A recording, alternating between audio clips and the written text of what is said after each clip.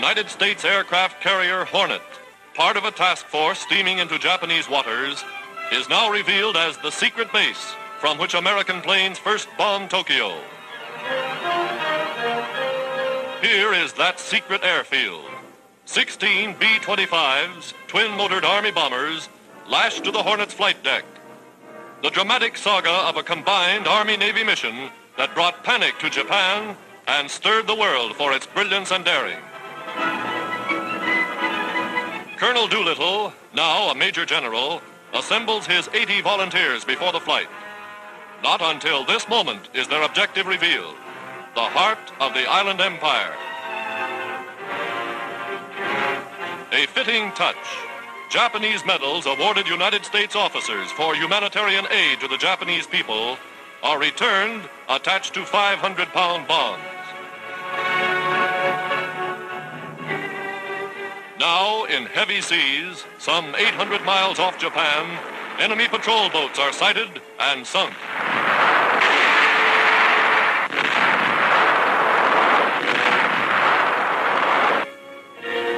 Survivors are picked up and put aboard a cruiser. Fearing they have radioed Tokyo a warning, Doolittle decided to take off 10 hours ahead of schedule. Plans are changed on an hour's notice. Motors begin to warm up. Never before have big loaded bombers been launched in such numbers from a carrier at sea. For months they've trained secretly. Now for the test. Doolittle's plane is first down the runway, the commander leading the flight. As the carrier plows through heavy seas, one bomber after another soars from the flight deck, pointed for Japan.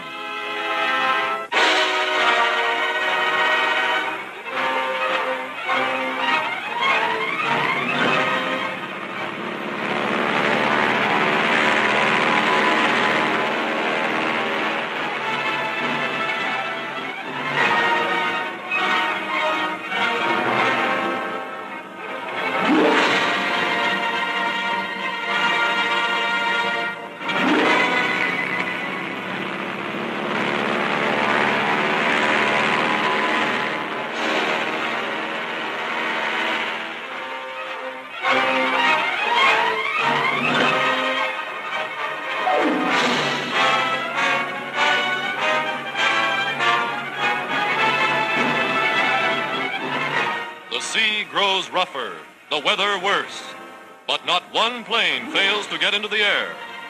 Taking the gale in its teeth, each bomber sets its course for carefully prearranged military objectives in Japan, a course that will put them over Tokyo at high noon in broad daylight.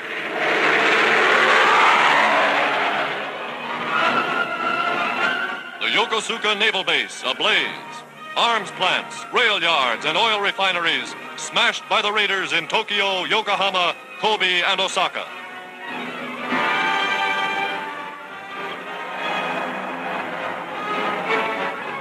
Then journey's end for the great adventure. Fuel gone, 15 of the planes are wrecked as their crews are forced to bail out over China and Japanese-occupied territory.